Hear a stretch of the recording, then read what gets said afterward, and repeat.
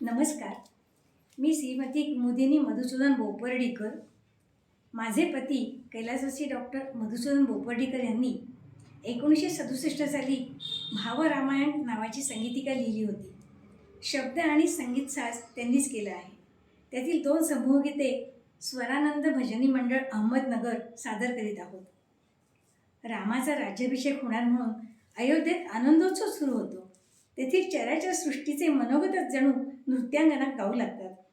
कीबोर्डवर आहे श्रीमती कुमुदिनी मधुसूदन बोपर्डीकर, तबला श्रीयुत Harshad Bhave, तालवाद्य Urvi Bhave, video recording सौ वैशाली बोपर्डीकर.